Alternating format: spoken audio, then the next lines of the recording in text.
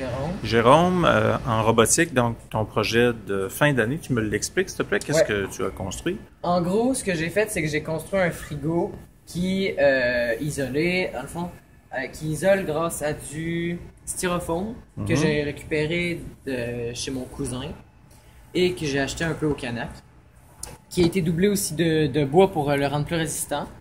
Ça fonctionne avec grâce à une pompe Pelletier pour refroidir l'intérieur.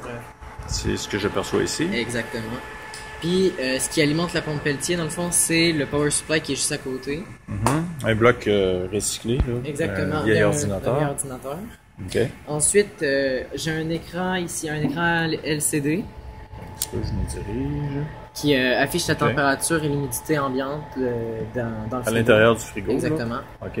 Donc, 15, c'est que ça fait pas longtemps, j'imagine. Exactement, ça fait vraiment pas longtemps. OK. Puis ça fonctionne grâce à un Arduino Uno. OK. Puis c'est là qu'il y a le code puis qu'il l'envoie à l'écran LCD. OK. Qui est ici, ouais. Sinon, ici j'ai aussi une lumière pour faire fonctionner, qui touche le 5 volts pour faire fonctionner la pompe Pelletier parce qu'on s'est rendu compte que ça fonctionnait pas s'il y avait pas d'électricité sur un 5 volts. Donc j'ai ajouté une lumière pour faire OK. pour faire de la lumière. Bon. Puis, à l'intérieur, je présume que ta sonde est à l'intérieur. Hein, Ouais, parce qu'on mesure une température interne. Oui. OK. Peux-tu montrer l'intérieur, s'il te plaît? Oui. OK. Ah, on a découvert un autre bloc. Ouais. C'est quoi ça? c'est un bloc que je dois ramener chez moi. Ah, OK. Donc, ça n'a rien à voir avec... Exactement. Donc ici, ça a été... C'est dans le fond, c'est ici... c'est du styrofoam rose. Là, j'imagine qu'au niveau de la finition... Effectivement, c'est un des choses que j'aurais aimé améliorer, c'est vraiment la finition. Ouais. Parce que c'est vraiment... Ça se coupe, ça, avec de la patience? Ça se coupe, avec beaucoup de patience et du temps, ça se coupe et ça... Après ça, il faudrait mettre de la peinture, mettre du vernis puis tout. Faire quelque chose... Pour faire quelque chose de beau. Okay. Là, au niveau de l'étanchéité, je Oui. vois que le froid là, puis le chaud vont communiquer. Là, parce que Oui. c'est pas... En As-tu effet. des idées? Il faudrait rajouter une bande caoutchouc thermique. Et c'est le deuxième problème qu'il y a avec le frigo, c'est qu'il n'est pas 100% étanche dans le fond. Il faudrait rajouter tout autour là du... Un caoutchouc.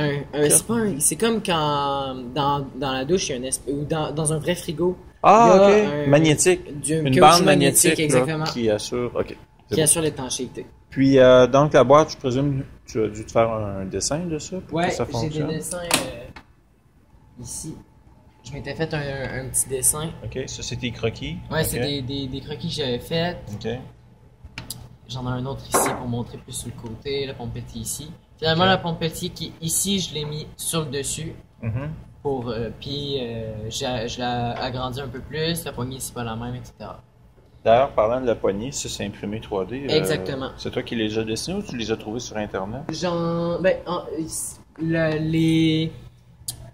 comment ça s'appelle? Les inch en anglais. Les pouces? C'est ça. J'ai trouvé Ah, les pièces. les peintures, tu veux dire? Les Ok. peintures, oui. Les peintures, je les ai trouvées sur Internet et je les ai modifiées pour pouvoir les faire imprimer et mettre des vis et tout. Ça, c'est ceux imprimés en STL. Ça, c'est ceux trouvés sur Internet. Pour la poignée, ici, c'est moi qui l'ai fait, dans le fond. Ok. Et on a fait 3 versions. La première, c'est celle-ci, qui avait pas de socle pour pouvoir la visser, donc c'était plutôt compliqué. Une deuxième que j'avais fait un socle, mais j'avais oublié les trous.